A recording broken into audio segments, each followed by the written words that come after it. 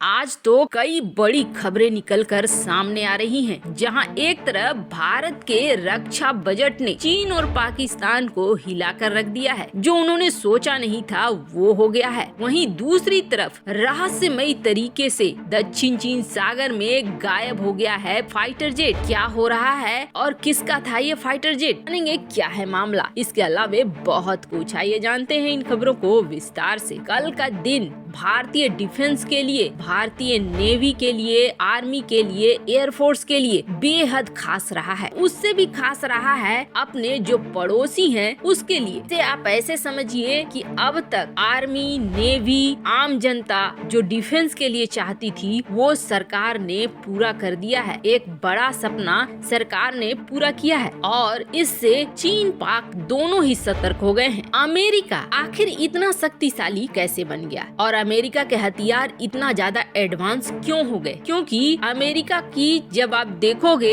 हथियार निर्माण करने का तरीका तो वहाँ पाओगे कि प्राइवेट प्लेयर्स, प्राइवेट फार्म बहुत ज्यादा हैं और ये आपस में कंपटीशन भी करते हैं और एडवांस से एडवांस हथियार बनाने पर काम भी करते हैं। लेकिन भारत में क्या था? भारत में अब तक सरकारी कंपनियां ही जो थी वही हथियार निर्माण का काम करती थी और जो प्राइवेट प्लेयर्स थे उन्हें बहुत ज्यादा भाव नहीं मिलता था। लेकिन अब सरकार ने बेहद सही तरीका अपनाया है। पहले क्या होता था कि भारत सरकार की तरफ से जब डिफेंस बजट दिए जाते थे, खास करके रिसर्च एंड डेवलपमेंट के लिए, तो ये बजट दिए जाते थे सरकारी कंपनियों को और ये जो सरकारी कंपनी है ये फिर अपने हिसाब से इसे खर्च करते थे। कहीं भी प्राइवेट प्लेयर का कोई रोल नहीं होता था। और अब सरकार ने ये तय किया है कि जो रिसर्च एंड डेवलपमेंट के लिए एलोकेट किए जाएंगे वो फंड का 25% दिया जाएगा प्राइवेट प्लेयर्स को। वो होगा क्या? जो पहले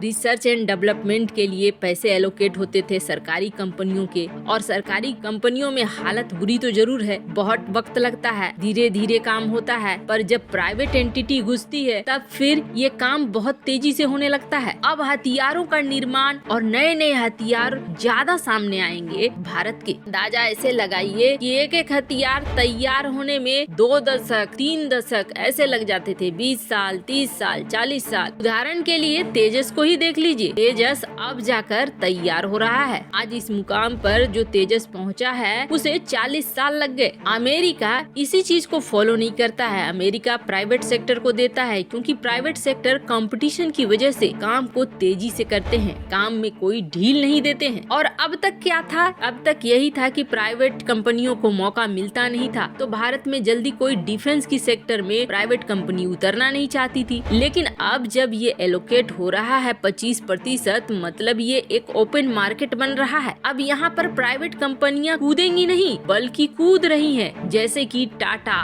महिंद्रा, L&T, ये डिफेंस के सेक्टर में अब आ रही हैं। टाटा को भी बहुत उम्मीद के साथ देखा जा रहा है क्योंकि ये इस क्षेत्र में उतर चुकी है और सरकार अब इसी दिशा पे चल रही है कि प्राइवेट कंपनियों को सपोर्ट दे रही है ताकि वो एडवांस हथियारों को बना सके। वहीं दूसरा बजट का ऐलान और भी ज्यादा महत्वपूर्ण है क्योंकि भारत सरकार ने ये ऐलान किया है कि 68% जो भी हथियार खरीदे जाएंगे वो मेक इन इंडिया होंगे, भारत के होंगे। अब आप सोचिए ऐसा होने से क्या होगा? भारत का पैसा भारत में ही रहेगा और जब लंबी जंग होगी तो भारत को हथियारों के लिए किसी दूसरे देश पर निर्भर रहने की जरूरत नहीं होगी। अब ये होगा कि पैसे की दिक्कत नहीं होगी और भारत एक इंटरनेशनल खिलाड़ी की तरह हथियार मार्केट में भी उतर पाएगा। और भारत ने तो बिल्कुल पाकिस्तान और चीन को हिला दिया जब अपना रक्षा बजट दिखाया। पिछले साल भारत का रक्षा बजट था $67 बिलियन। पिछले साल ये मात्र 4% बढ़ा था, लेकिन इस साल भारत ने बिल्कुल ताबड़तोड़ एक्शन लेते हुए रक्षा बजट को 9% बढ़ा दिया है। भारत का रक्षा बजट है $70.2 अरब। भारत के इस जंप के बाद अंतर्राष्ट्रीय मीडिया में भी हड़कंप मचा हुआ है। सभी इस बात को कह रहे हैं कि भारत ने रक्षा बजट में बहुत बड़ी बढ़ोतरी कर दी है और वो ये कह रहे हैं कि शायद ये बढ़ोतरी चीन और पाकिस्तान की वजह से हो रहा है। जिस तरीके से चीन आक्रामक हो रहा है उसे रोकने के लिए, उसे टैकल करने के लिए भारत ने ऐसा किया है। खैर, भारत को और भी कई सेक्टर में देखना था, इसलिए अपने अनुसार भारत ने रक्षा बजट में काफी बड़ी बढ़ोतरी की है, जो आने वाले समय में जरूर फायदा पहुंचाएगी। तो वहीं दूसरी तरफ एक अलग ही कांड हो गया है, और ये कांड कहाँ हुआ है? ये कांड हुआ है दक्षिण चीन सागर में। आप माने या ना माने, दक्षिण चीन सागर में ऐसा लगता है जैसे कि जंग शुरू हो चुका है। ये जंग एक अघोषित जंग की तरह है, मतलब जिसकी घोषणा नहीं हुई है लेकिन अंदर खाने लड़ाई चल रही है। हमने देखा किस तरीके से अचानक से अमेरिका का सबमरीन दुर्घटनाग्रस्त हो गया। उसके बाद अमेरिका का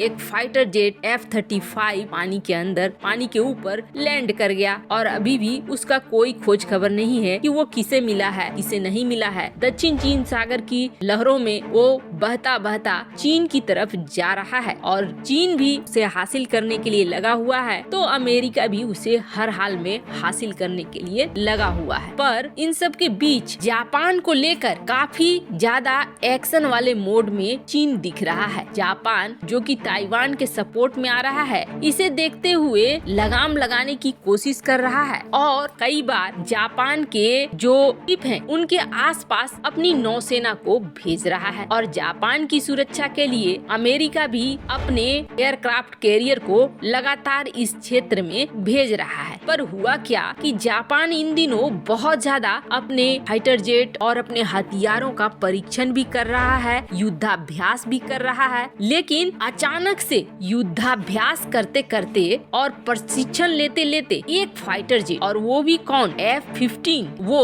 अचानक से रहस्यमय तरीके से गायब हो गया। अब अचानक से कैसे गायब हो गया, तो आपको बता दें, इशिकावा प्रांत में यहाँ कानाजावा तटरक्षक कार्यालय में एक फोन आया कि हवाई अड्डे के पास कागा के तट पर एक चमक आई, एक लाइट आई। फिर इन कोस्ट गार्ड को ये इन्फॉर्मेशन मिला कि उस क्षेत्र में कुछ चीजें तैर रही हैं, कुछ ऐसी वस्तुएं मिली हैं जहां खोज और बचाव अभियान के दौरान विमान रडार से बाहर हो गया है। मतलब विमान टेक ऑफ किया और टेक ऑफ के तुरंत बाद रडार से गायब हो गया। अब रक्षा मंत्रालय ये कह रहा है कि हो सकता है ये फाइटर जेट समुद्र में दुर्घटनाग्रस्त हो गया। अब चालक दल जापान के जुट गए हैं, SDF, maritime self defence force, तटरक्षक बल के विमान, हेलीकॉप्टर, जहाज, सारे इसकी खोज में लगे हुए हैं। कहा जा रहा है कि इसमें 2 लोग सवार थे जो प्रशिक्षण ले रहे थे। जापान ने अपने सबसे बड़े जहाज को पानी में उतारा है इनकी खोज के लिए, और कहीं न कहीं माना जा रहा है कि इसमें चीन का हाथ न हो। चीन भी जापान के पीछे पड़ा हुआ है, तो किसी षड्यंत्र का हिस्सा तो नहीं बन गया, षड्यंत्र का शिकार तो नहीं बन गया जापान का फाइटर जेट। वैसे जापान पर प्रेशर बनाने के लिए रूस, चीन कई बार इस इलाके में उतर जाते हैं। ऐसे आपको क्या लगता है, क्या भारत ने अपना रक्षा बजट को बढ़ाकर सही किया या नहीं? कमेंट कर अपनी राय जरूर बताएं। जल्द मिलते हैं अगले वीडियो में नई खबर के साथ।